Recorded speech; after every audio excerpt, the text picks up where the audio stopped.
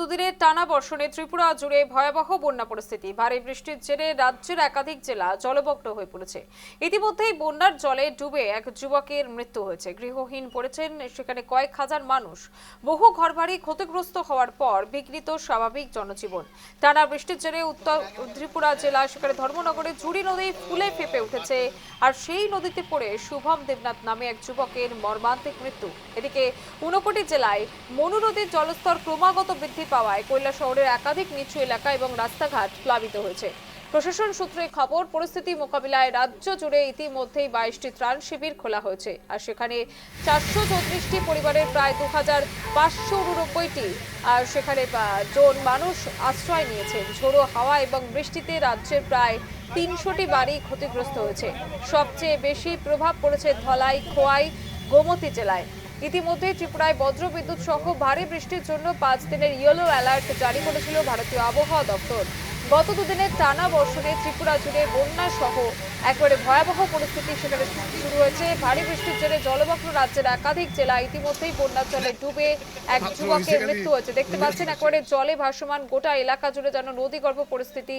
বন্যার জলে ডুবে ইতিমধ্যেই এক যুবকের মৃত্যু।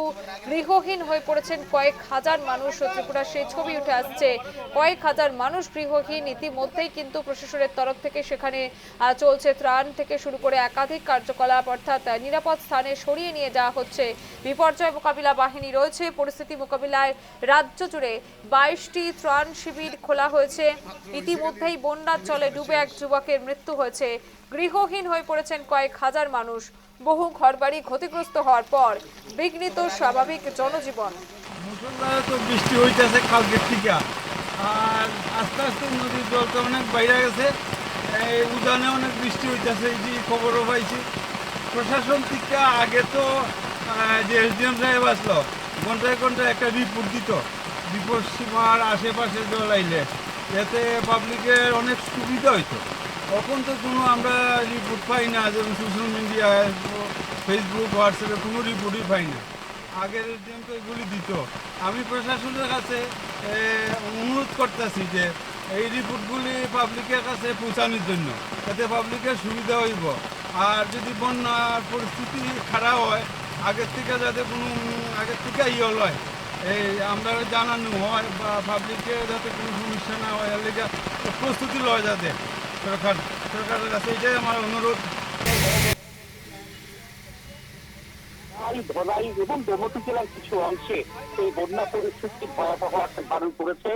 বেশ কিছু নদী, যেমন ধলাই নদী কার্যত বিপদসীমা ছাড়িয়ে গেছে জলস্তর। এইরকম বেশ কিছু নদী সেখানে খোয়াই, তারপর কৈলাসহর অর্থাৎ ঊনকোটি জেলা, এই সমস্ত এলাকাতে কিন্তু জলস্তর অনেকটাই বেড়ে গেছে।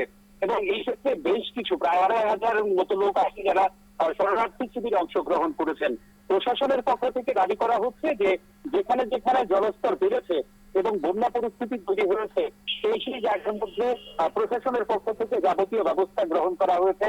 আপৎকালীন পরিস্থিতিতে যারা সেখানে নিযুক্ত থাকার কথা রয়েছে তারা সেখানে রয়েছে। এনডিআরএফ থেকে এসডিআরএফ সবাই সেখানে রয়েছে পর্যাপ্ত ব্যবস্থা নিয়ে। এই অবস্থায় ঝুড়ি নদীর পারে যে খবরটা গতকালকে ছিল যে একজন যুবক সেখানে সে নদীর পারে গেলে তারপর জলে কার্যত সে তলিয়ে যায় এবং সেখানে তার মৃত্যু হয়। তো বলা যেতে পারে এই বন্যা পরিস্থিতিতে একজনের মৃত্যু হয়েছে। আবহাওয়া দপ্তর থেকে এখনো পর্যন্ত যেটা জানা যাচ্ছে যে 11 তারিখ পর্যন্ত রাজ্যের বিভিন্ন জায়গায় মাঝারি থেকে ভারী বৃষ্টিপাত হওয়ার সম্ভাবনা রয়েছে এবং যদি সে বৃষ্টিপাত হয় তবে কিন্তু জলস্তর আরো বাড়বে এবং বন্যায় ক্ষতিগ্রস্তদের সংখ্যা আরো বৃদ্ধি পাবে।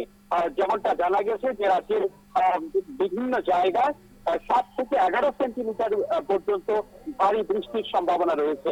নিঃসন্দেহে যদি হয় সেটা কিন্তু এই এলাকার জন্য একটা বন্যা পরিস্থিতি তৈরি হয়ে যাবে। কারণ 2018 সালে কিন্তু ত্রিপুরাতে বন্যার ভয়াবহ রূপ দেখা গেছিল এবং সে সময় বেশ কিছু পরিবার সেখানে ক্ষতিগ্রস্ত হয়েছিল। অনেকেই সেখানে বাড়িঘর ছাড়া হয়ে পড়েছিল।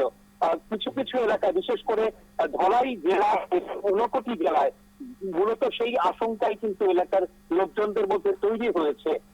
প্রশাসন দাবি মন্ত্রী গতকাল বলেছেন যে প্রশাসন কার্যত প্রস্তুত রয়েছে এই বন্যা পরিস্থিতি মোকাবেলার জন্য। তবে এই ক্ষেত্রে পর্যাপ্ত সরঞ্জাম সেই জায়গার মধ্যে মজুদ রয়েছে কিনা সে নিয়ে কিন্তু এখনো পর্যন্ত কোনো সংস্থা বা কোনো রাজনৈতিক বা অরাজনৈতিক শিবিরের পক্ষ থেকে অভিযোগ উঠে আসেনি। মানুষকে, যারা বন্যাগ্রস্ত মানুষ রয়েছে তাদেরকে নিরাপদ স্থানে নিয়ে আসার কাজে প্রশাসন সক্রিয় রয়েছে বলে দাবি করা হচ্ছে। একবারে অনেক ধন্যবাদ ভূপাল। এতক্ষণ ফোন লাইনে আমাদের সঙ্গে ছিলেন আমাদের প্রতিনিধি ভূপাল চক্রবর্তী। একবারে পরিস্থিতি কিন্তু ভয়াবহ, কারণ আরো দুদিন টানা বৃষ্টির সম্ভাবনা রয়েছে এমনটা জানিয়েছেন কিন্তু আবহাওয়া দপ্তরের তরফ থেকে। বিভিন্ন জায়গায় 7 থেকে 10 সেন্টিমিটার পর্যন্ত বৃষ্টি চলছে এবং ঘর বাড়ি হারা হয়ে মানুষ বিভিন্ন ত্রাণ শিবিরে তারা আশ্রয় নিয়েছেন।